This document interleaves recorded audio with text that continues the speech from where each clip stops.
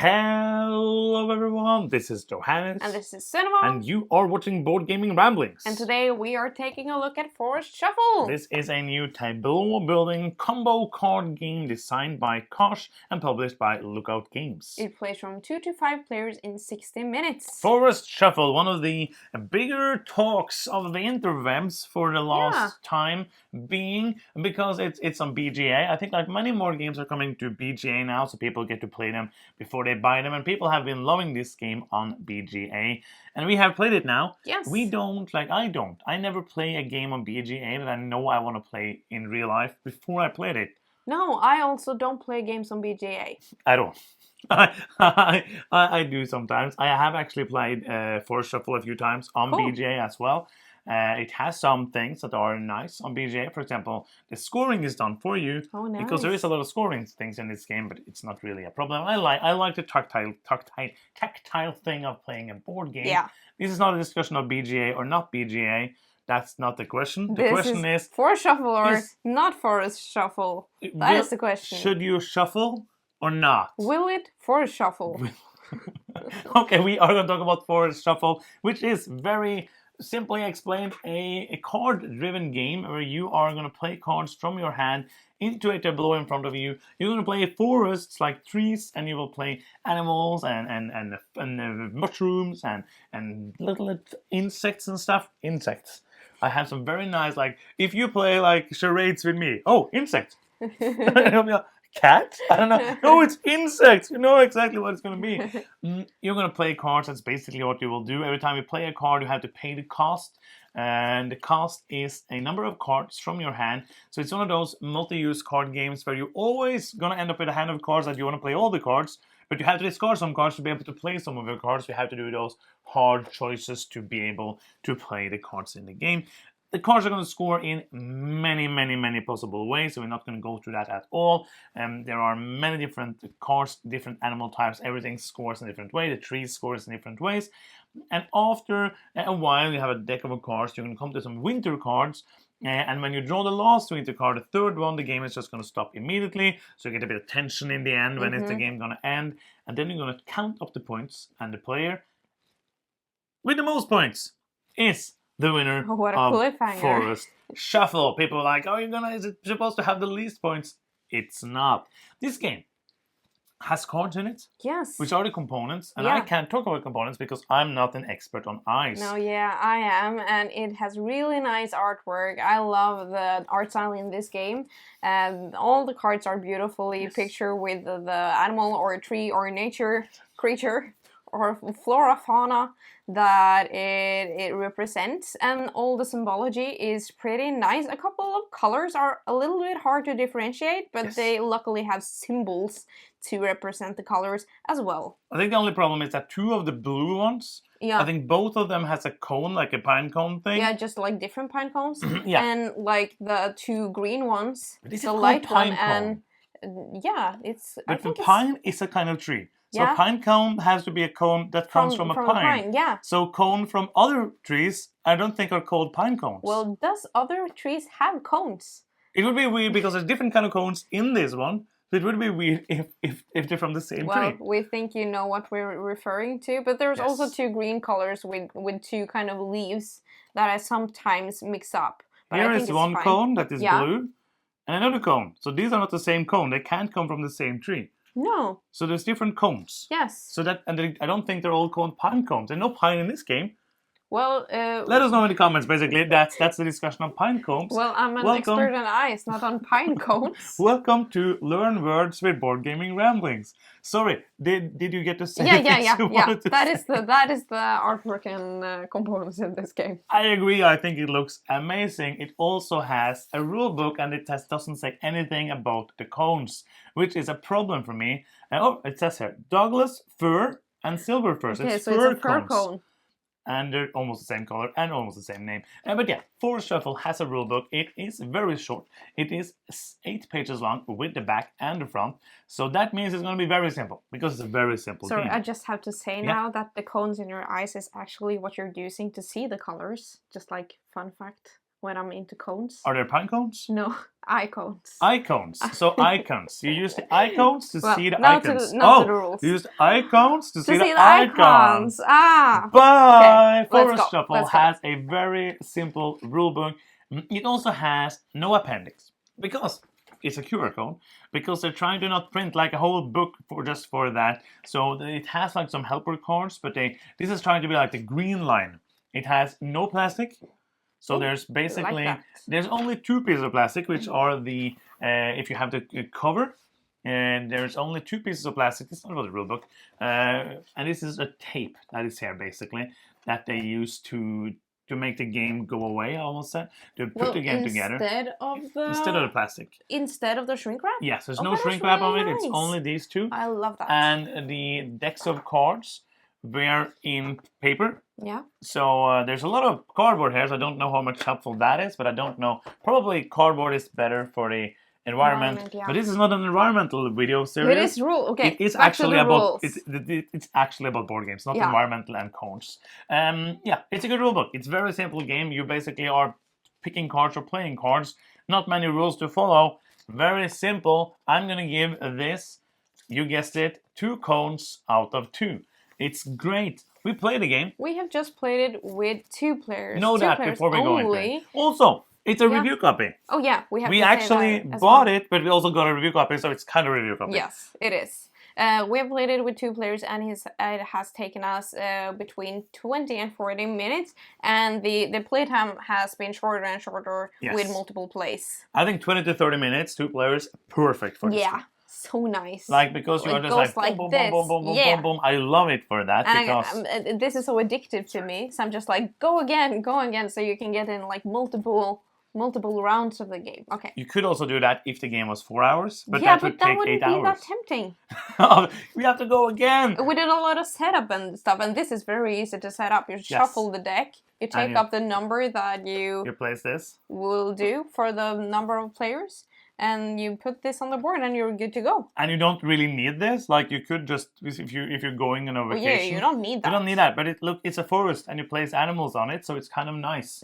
The game has gameplay. Yeah. Yes, the game is basically all about building a tableau to score points. Basically, everything you do is playing cards. It has like a very interesting mechanism. We just saw this in the game that is Ethnos, but is now Archaeos Society. Yeah.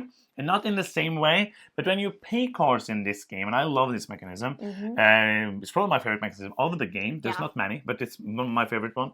I think yours as well. Yeah. You play a card, pay its cost. What happens to those cards that you pay? They are on the forest that you so neatly showed us, and then they're available to draft for the other players, and also you, if it goes around and nobody takes them. If it goes around, it comes around. Yeah, my other very nice thing that I like about this game is the multi-use cards that you have, like the animals that you are building on the side are like split in 2, and you have another set of animals or whatever, insects or birds that are on the top and the bottom. So I love that. So it's like extra multi-use cards. Yeah, so you're both paying, and you're always, and except for trees, you have always like multiple options. A couple more things on this, which I really like, is that there is a very interesting timing mechanism on it. 2 things. When you play a tree, you're going to flip a random card. So that's kind of can give the other player a randomly good card that they needed, but that's just kind of game it is. The other thing is that as soon as there's 10 or more cards on this at the end of your turn, they all get discarded. So sometimes I have a card in my hand that I don't want you to have. I can then time it in a way so that I discard it for paying a tree, for example. I flip the card, now it's 10 cards and they all go out, and it's out of the game forever, so you cannot get that card. That is super, super cool. Let's talk a bit about the tableau. You are building trees. Yeah. You need to have trees. Trees are kind of like the forest. Yes. You are placing a tree, and when you have a tree, you talked about the right and left and the top and bottom. It don't make sense when you have the tree in front of you, because you can place 1 card to the right, 1 to the left. I think that the other way around, I don't know. 1 to this side, 1 on this side, 1 on top, and 1 on the bottom. So you need to have trees to be able to play the other cards. And then you said, as you said, like you have the dilemma of do I want to place it so you can tuck the half of the card under the tree. There's another thing you can do, which is pretty neat, and that is that if I have, because this is a game where I can see what you have, especially in 2 players. And not in your hand. No, it's in your tableau. Yes, I can see the cards that you are playing, kind of know your strategy. So if I draw a card that I know you really want, I can time it so it gets discarded. Or I can also just flip it around and play it as a sapling, which is going to be a tree. It doesn't give you any points, like any special ability. It's just a place for animals and the different things that do. The fauna. I love that you can go for like a tree strategy in this game. You can have trees like, I need this to have a basis for my animals to come live in my forest, or you can just like have a abundance, I think is a word, of trees, like, and have a really strong tree scoring. There's a lot of different scorings with the trees, so you are like trying to hoard the ones that you know that your opponent is looking for. Yeah, you have, for example, birch. No, it's beech. That when you have at least 4 of them, each of them are going to score 5 points. That is huge. So you're going to try to do that. And also you have if somebody going for a tree strategy, they're only going to try to get the sycamore trees because those score 1 point for each tree. So for example, in one game I had like 15 trees, and I had 3 of those. That's 45 points. That's a lot just of for points. having the trees. Yeah. And many of the trees gives points as well. This is a very tactical game. Yes. It's a game where you are basically, you can't go into the game and be like, I'm going to do this strategy. You can, but you might lose. Because you will, we'll talk a bit about it soon, but you will be like, I need to get these cards now, and you never get them. And you will lose because you only try to get those cards.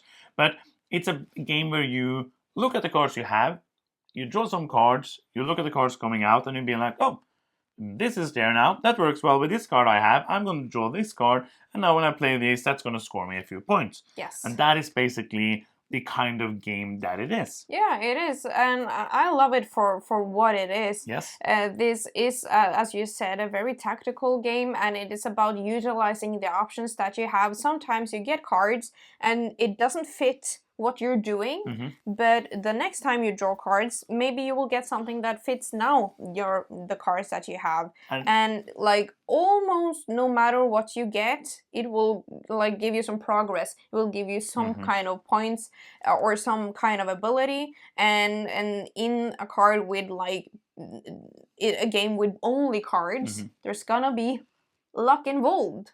Oh yeah, I absolutely, and it's kind of a given for this kind of game. Yes. I think that, as you said, the other thing is, of course, that when you draw cards and you don't need them, it's kind of good because then you can use them to pay for the cards that you actually want to play, and you're never going to sit with a hand and be like, I don't want to play any of these, because cards are good, and most cards are going to give you good things. I feel like some cards are easier to score than others. Yes. So it feels like some cards are going to be more played, like it's gonna be, there's some kind of cards we never played, like the bats, we never played with those. No. But you could probably, if you end up getting a lot of those, the problem is that most of the time I want to play the other things, I play that, and I might, if I only took the bats the whole game, I might have gotten a good score of them, but I don't know because the others always felt better. This is an example. So some of the animals and some of the things feels kind of weaker by themselves, but everything is kind of connected, like in nature, because like if you have, for example, the butterflies, they cost like 0 to play. Yes.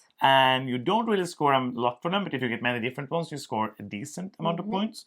But then you can use them to fill up the trees, because there are other cards that can score you if you have a lot of trees filled up. So there's kind of like everything is working together to score your points. Yeah, and I think that it makes sense that the cards that are many of in the deck are easier to score. Yes. And the cards that there are fewer of gives you a more amount of points, but they're less likely that you actually get them. And also I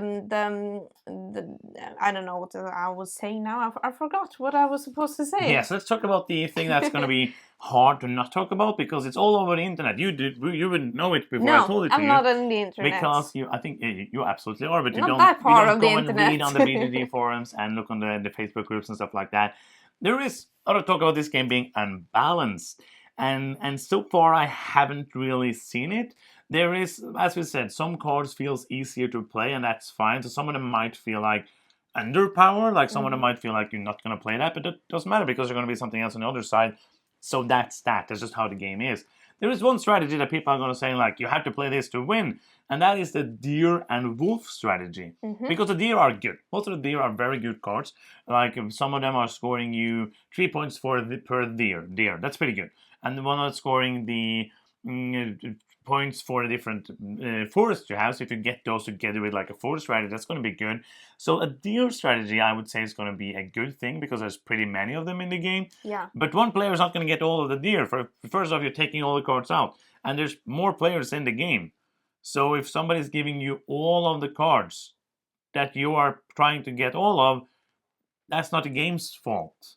No, I agree. I haven't experienced a problem with that Nope. myself, but we haven't played it a 100 lot. times, No, of we course. haven't. So it might be that if we play it 100 times, we would see that tendency ourselves. But so far, I don't feel like this is more unbalanced than any other card game. Nope. With like making these combos. But basically, it's about players knowing the cards in the deck. Yeah. And you know that after you played it 2 times. You can't go and say like, oh, but new players will lose. That happens in many games, that somebody knows the game. And the thing is that if you play against someone, so in this game, part of the game, we're going to talk about the wolf soon, a part of the game is denying the other people the cards that they want. Yes. Of course, if I sit and I draw cards from the top and I randomly draw the cards that I need, that might happen, but that might also happen in Terraforming Mars and other games like that. So that's not like nothing new.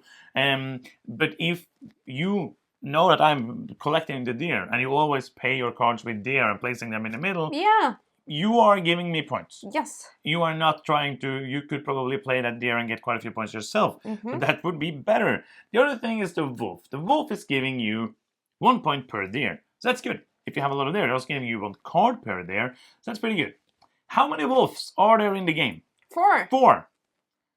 Okay, so how much, like, I haven't done the math, but the probability of you getting 1 is pretty low. Yeah. The probability of getting 1 isn't that low because you're just taking out some cards in the game, but getting 2 is very low. The probability of getting 3 wolves are extremely low, and the probability of getting 4 wolves is like 0. There's four of these cards. I don't see it, and by the way, if you play this game, and you are wondering how many of these cards are there in the game, because we play this game actually all the times before we saw this, and that is that on every single card there's a number that tells you how many of that card there is in the game. I like So that, on but this I didn't box- see it. No, so I don't know why it's that small, because if it was just like So 2 tiny. points bigger, it would be more helpful, but after I now know it's there, it's basically right down in the corner beside the name. So if you have played Forest Shuffle and you didn't see it, go and watch it and you will never unsee it. But that's very helpful as well, so you can know how many of them there are. So I'm not saying that there isn't a problem, because if somebody plays it 1,000 times and they're going to know more about that than us, but I don't understand that it is a big problem with some cards scoring easier basically than the other cards. No, I agree. Let's talk a bit about the weight and who is this game for. What do you think? This is a light game. Yes. I feel like it's simple rules, fast to play, easy to learn. I think this is a great game for couples. Yes. And like it flows so nicely, like so fast with 2 players, and no direct conflict, no like, haha, I'm doing this, just like denying each other cards, as you said. And also for like gamers, families, or if you are like you could use it as a filler with a gaming group, but I love how fast it is with 2 players. It probably plays longer with 3 and 4 and 5. Yeah, I would say also like you, of course, you can't mind the luck of drawing a card, but it's a card game, so it's gonna have luck. I really feel like player count wise that we have only played 2, obviously, but it's one of those games we played it the first time with 2, and I was like, I don't know why I want to play it with more, because it gives me kind of, I'm doing the same thing. It's going to be a bit more interaction with the cards and a bit more like the cards that are going to like be a bit more random in that kind of way. But I don't see me looking out to play this with more. If somebody want to play it, I'm not going to be sad because it's a fun game, but it's not one I'm going to be looking to play. Oh, we need 3 or 4 players to shine. It's very good with 2 people. I agree. So let's do some final thoughts. Yeah, let's Before do we it. do that, if you are new to the channel, then you can help us out in a very big way by giving us a victory point. And we get victory points when you click that subscribe button down there. You can also click the bell to get notifications every time we post a new video. And now, final thoughts. Go! Let's go. Let's go. I like this game. The more I play it, the more I like it. It it is growing on me because Like a it's still, forest. Yeah, like a forest. So in the beginning, I was like, okay, it is a game. It's fine, but when you get to know the cards, you can see the potential in the combos. You can try to, if you get, for example, a wolf early on in the game, you know that, okay, I'm sitting with like a kind of rare card here right now. I can now try to see if I can cash in some of those deers, especially if I don't like play my wolf super early, so I can like hide from the other players that I'm really wanting all the deer. Well, what I also think is nice is the multi-use cards and the denying of cards to the other players. It really makes it okay with the luck factor for me. Like it really like creates something that I can be like, okay, it wasn't just luck, you gave me that, or I offered you that. So and it even though it is a pretty multiplayer solitary game, but at the same time it isn't. No, the interaction with who gets who is important. And I really enjoy that. It is a very addictive game. I can just like play around after another. Maybe even on BGA. Yeah, I could play this game solo, like if it was an app or something. It is on BGA. You can play but it on BGA. no, on my phone. You can go to BGA. Oh, I can. Okay, yes, of course. New stuff for me. So, like overall, I enjoy it for what it is, which is a little lucky combo-y card game, and I'm going to rate it a 7. Okay, Floor Shuffle is fun. I agree with basically what you said. The first time I played it, I was like, meh, it's a game. Basically what you said. I was like, it's fun. Then we played it again and again, and it was more and more fun. I enjoy like getting, like it's a game where you feel good for getting the good combos. Like you are, oh yeah, that card came out, I'm gonna get that. That's perfect with this card I have in my hand. That's 15 more points, and oh, I know I got this. And wow, Bobby, you got a better combo. I don't care because I just want to get my combos and try to score the most points as I possibly can. It is fun. It is just like, it's not super deep. It's not one where the decisions are very hard. Like most of the time I know, like, I'm going to play this card now. It doesn't really matter the order. Sometimes it does, but most of the time it doesn't.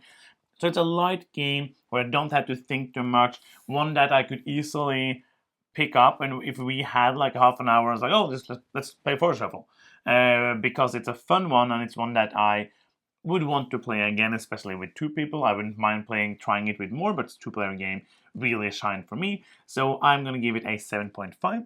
A very fun game, and that's going to be the end of the video. I'm Johannes. I'm Cinema. And you've been watching Board Gaming Ramblings, and bye-bye.